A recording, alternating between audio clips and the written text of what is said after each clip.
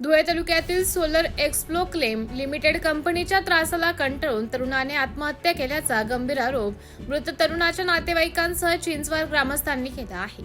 गावातील तरुण मुलाचा मृत्यू झाल्याने संतप्त झालेल्या ग्रामस्थांनी कंपनीच्या अधिकाऱ्यांवर गुन्हा दाखल करण्याच्या मागणीसाठी तरुणाचा मृतदेह कंपनीच्या प्रवेशद्वारासमोर ठेवत ठिय्या आंदोलन केलं। ग्रामस्थांच्या आक्रमकतेमुळे सोनगीर पोलीस घटनास्थळी दाखल झाले। त्यांनी ग्रामस्थांची समजूत घालत आंदोलन मागे घेण्याची विनंती केली, मात्र ग्रामस्थ ऐकण्याच्या मनस्थितीत नव्हते। अखेर 2 तासांच्या कंपनीसोबत झालेल्या बैठकीनंतर ग्रामस्थांनी मृतदेह ताब्यात घेत तरुणाचा अंत्यविधी केला आहे। गोपाल रवींद्र माळी या 20 वर्षीय तरुणाने रात्रीच्या सुमारास कंपनीच्या बाजूला असलेल्या शेतात गळफास घेऊन आत्महत्या केली। तरुणाने आत्महत्या केल्याची माहिती मिळताच ग्रामस्थांनी घटनास्थळावर मोठ्या प्रमाणात गर्दी केली।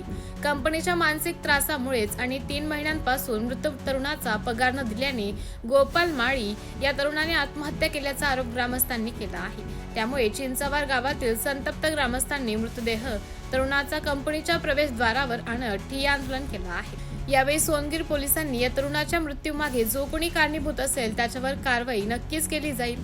पोलिसांनी दिलेल्या आश्वासनामुळे ग्रामस्थांनी आंदोलन मागे घेत तरुणाचा अंत्यविधी केला।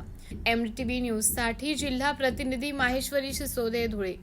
विजय सूर्यवंशी गोपाला माझा चांगला मित्र होता। तो नेहमी कंपनीविषयी माझ्याजवळ सांगत होता, परंतु कंपनीला जा 2 महिन्यापासून पगारही दिलेला नव्हता। तो कंपनीमध्ये नेहमी ओटी वगैरे करायचा, तरीसुद्धा कंपनी त्याच्यावरती त्याचा पगार वेळेवर देत नव्हती, म्हणून तो मानसिक टेन्शनमध्ये होता। रात्री तो कामावरती आला, घरी जेवण करून आला, घरच्यांना सांगून आला की मी कंपनीमध्ये कामाला जातोय, परंतु संबंधित HR डिपार्टमेंटने त्याला कामावर घेतलं नाही। त्याचा तो वैताग आला म्हणून त्याने हा पर्याय केला। त्याच्या कंपनीच्या बाजूला शेत आहे आणि त्याने तिथे ते आत्महत्या केलेली। या कंपनीच्या लोकांमुळेच, कंपनीच्या लोकांनी त्याला टॉर्चर केलं, त्याला मानसिक त्रास दिला, त्यामुळेच त्याने ही आत्महत्या केलेली। हे टोकाचे पाऊल उचललेलं आहे। तो घराचा कर्ता व्यक्ती आहे आणि जोपर्यंत गोपालला न्याय मिळत नाही तोपर्यंत या ठिकाणी प्रीत असंच राहील। आणि जोपर्यंत कंपनीचे जे संबंधित कर्मचारी त्यांना पोलीस प्रशासन अटक करत नाही तोपर्यंत सुद्धा आम्ही या ठिकाणी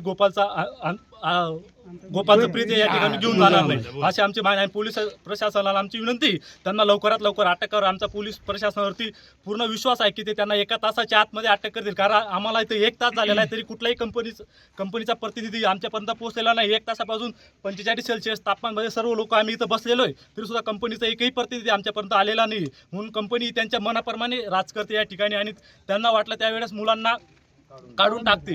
त्यामुळे या कंपनीचा पूर्णपणे अन्याय आणि आमचा भारतीय संविधानावरती आणि सोनगीर पोलीस स्टेशनवरती साहेबांवरती संपूर्ण वरती विश्वास आहे की ते 1 तासाच्या आतमध्ये त्यांना लवकरात लवकर अटक करतील आणि त्या कुटुंबाला न्याय मिळवून देतील। धन्यवाद। बोला सर। मी API तुषार मुरलीधर देवरे, प्रभारी Songir police station. Songir police station हद्दीमध्ये चिंचवड गावातील रवींद्र माळी या युवकाने सकाळी त्याच्या शेतामध्ये गोपाल रवींद्र माळी याने त्याच्या शेतामध्ये फाशी घेतली होती, हँगिंग केली होती। त्या अनुषंगाने त्याची डेड बॉडी धुळे सिव्हिलला नेली होती।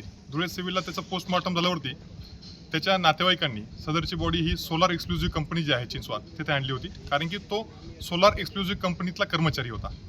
त्यांचं असं म्हणणं होतं की तो सोलार एक्सक्लुझिव्ह कंपनीमध्ये कर्मचारी होता, त्याला 3 महिन्यापासून पगार नव्हता।